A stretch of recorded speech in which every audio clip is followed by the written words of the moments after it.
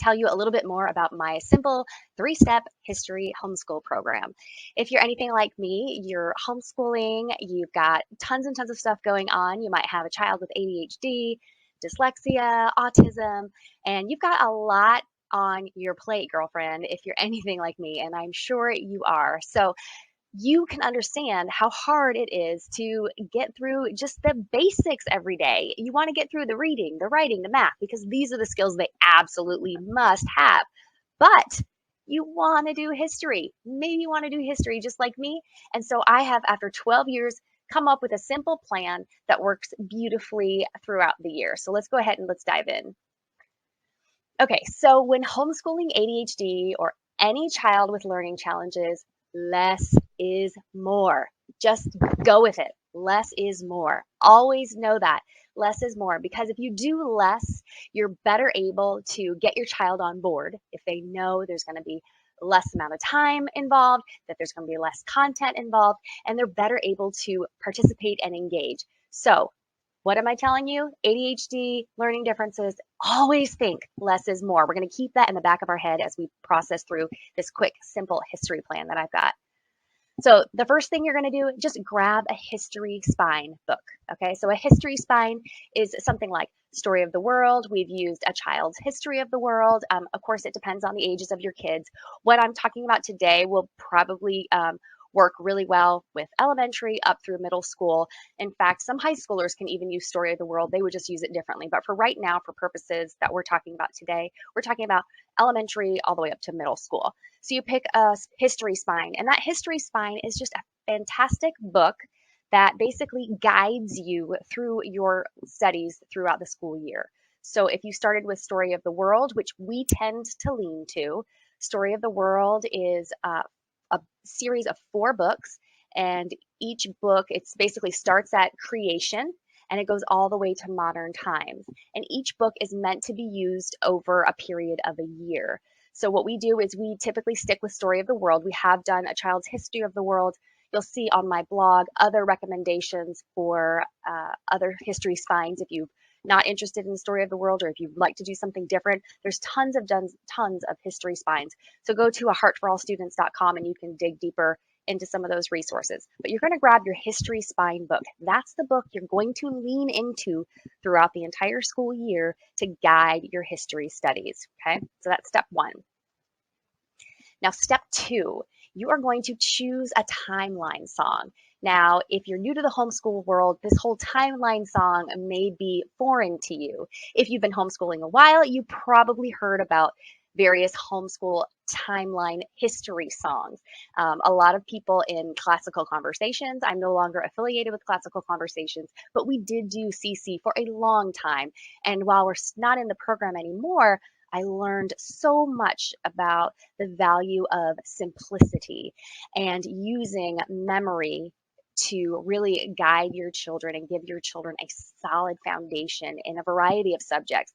But one way that Classical Conversations and other classical curriculum companies out there, they do very, very well, is history timeline songs.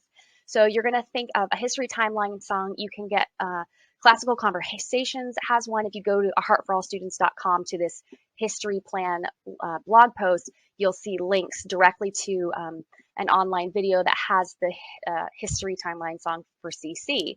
There's also another fantastic company called Cross 7 that has a fantastic history timeline song as well. Veritas Press has them. There's a lot of them out there. So you can just search for that history timeline song.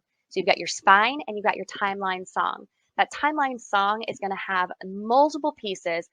Some of them are hundreds of pieces of historical information from creation all the way through to modern times. So for the Classical Conversations one, it starts, creation and the fall, the flood and the Tower of Babel, Mesopotamia and Sumer, Egyptians, and then it keeps going all the way. It's probably like 8-minute song, I'm guessing.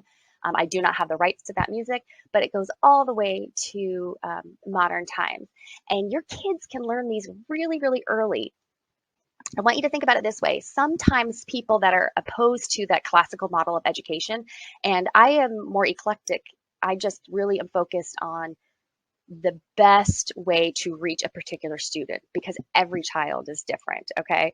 So while I believe that the classical model has tons of fantastic and has a foundation that's very, very solid, I'm not just classical, but I do think they have a lot of very well-founded, I was going to say pedagogy. They have a lot of very well-founded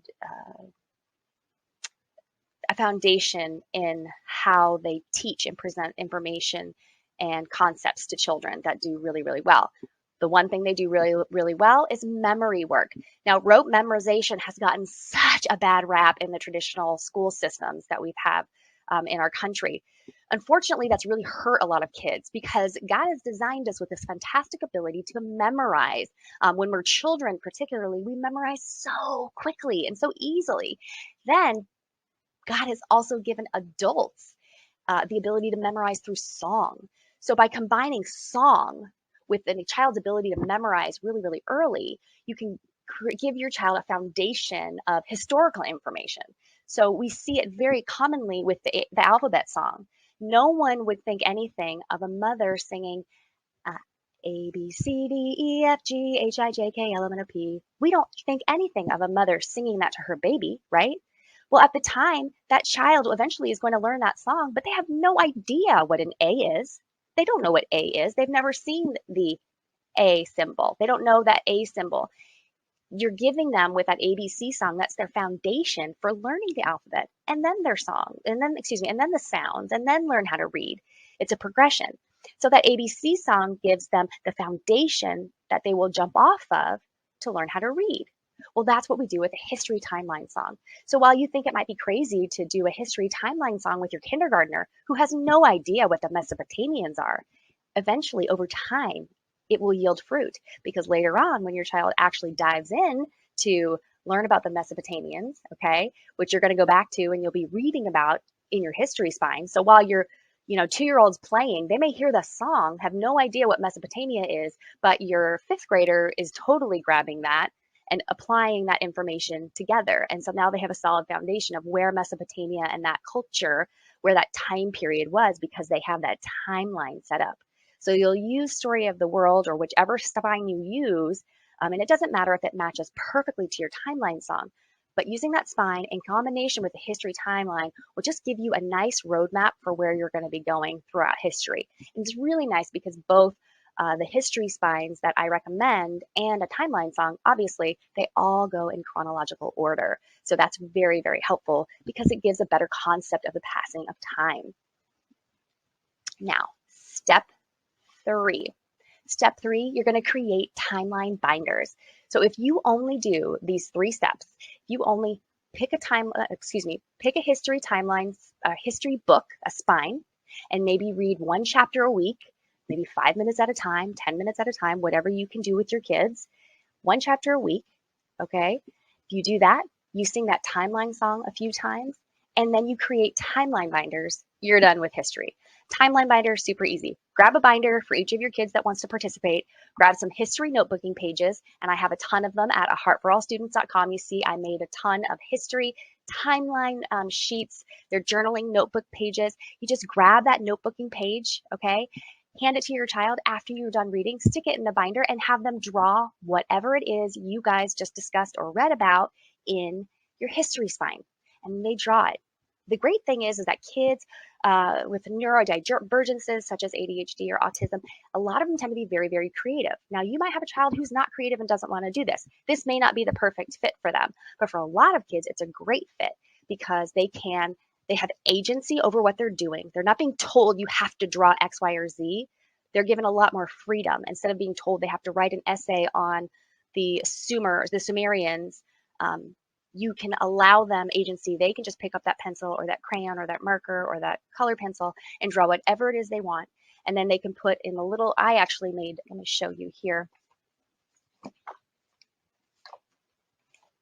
Now the pages here that my kids did earlier, these were done, you can find them at the notebook. I think her name is the Notebooking Fairy. She has a great selection of timeline sheets. But I ended up creating some that are a little bit different. I created some like this that had lines for some text. So if your child is a little bit older, you can see I have these ones that have a lot of space in between them. And you can have your child write 1 or 2 sentences to go along with that history period. So right here you've got creation. My daughter drew creation and she wrote a one-liner. Um, if your child is able, you can have them write a one-liner. You could also, if your child's younger, if they have a hard time writing, you could have them narrate to you a sentence like, let's go to Egyptians here. Maybe they'll say something, the Middle Kingdom in Egypt, these are the pyramids. And you could actually have them tell you that and you can scribe for them. Or you can use a highlighter. I do this, excuse me, I do this a lot. I use a highlighter and I'll highlight, I will write the words or the text, whatever sentence they said, I'll write it in highlighter. And then I have them go back and trace over it. So if you have a younger child or a child that's struggling with writing, you can do that. There's all different ways to do this. Now I have timeline sheets that are this large. I also have different timeline sheets that just have areas for pictures, timeline sheets with smaller font, all different smaller areas to write for different ages because you're going to want to choose the best notebooking pages for the ages and developmental levels of your children. But that's basically it.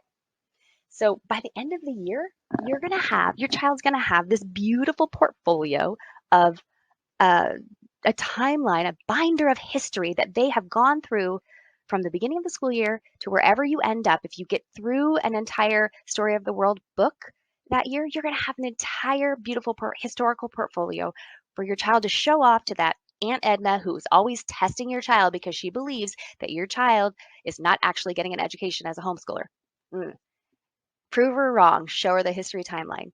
Sing that song, go through the 3 steps, find the spine, the history spine, grab your timeline song, and sing that timeline song. Create that history binder. It's a sweet, sweet time. You can actually have the timeline song playing in the background while you guys are doing your actual notebooking time. It's actually a really, really sweet time as a family, and you guys learn a lot together. So it's really, really simple. And if you need some extra ideas, this is the great thing. That's the foundation, the 3 steps. Then you can add however you want. You can get timeline cards. Now, Classical Conversations has a great set of timeline cards that go along with the song. So you sing the song and you flip the cards. Um, Veritas Press also has timeline cards, fantastic timeline cards to go along with their song. Those are fantastic add-ons as well. Story of the World, they have, this is the Story of the World book. This is the second book. Story of the World has these fantastic activity books. You can get those activity books and it's full of map work and different projects and stuff that you could do with your children if you wanted to. But guess what? If you can't get to it, it doesn't matter. You still have given your child a very solid foundation that they will slowly build upon throughout the years. It's so simple and yet it's so hard to grasp that it doesn't have to be so challenging. Your kid doesn't have to write a 50-page paper, excuse me, a 5-paragraph paper um, in order to actually be learning. Allow it to come more naturally. Again, Cross 7 is a fantastic resource. You can go to my website. I absolutely love them. They're a fantastic resource full of video and different memory work that goes to video, which is a fantastic resource as well. Grab maps. You can do whatever you want with it. But if you have that 3-step foundation, you're golden, especially when you're homeschooling. And if you take a month off because it's absolute insanity at your house and you can barely get math done, fine. The next month, when you can pick it back up again, pick up where you left off and start again. No big deal. No pressure, super simple, works really well. In the end, the goal is simple. Just remember that. The goal is simple. It doesn't take 12 years for your kids to learn anything. They will learn what they need to learn. Focus on the 3 R's, and when you have time, jump in and do some history like this and have fun. Don't forget to use history books for reading if your kids like history and they'd rather read a history book instead of a reading book for language arts period. Grab your history book and then just make a little picture in your notebook somewhere about that person that you just read about. There's so much you can do. There's no rules. You're homeschooling because there's no rules. You want to do what's best for you and your children. So if you have any questions, get back to me at aheartforallstudents.com. If you need more support, go ahead and grab those history timeline notebook pages. They're completely free. There's over 60 of them with different levels for each of your children. You can grab the ADHD cheat sheets. I've got a devotional for parents who are overwhelmed with the tough behavior. I went through HE double hockey sticks for years with my child, trying to make the traditional things work, the traditional parenting strategies work for my child, and it didn't. And God broke me. And so, therefore, I want to help other parents because I've learned so much since then, and my boy is thriving. I hope you're doing well. Please circle back to subscribe if you're interested in grabbing some more resources and hearing more videos like this. And I'll see you at heartforallstudents.com. Thank you.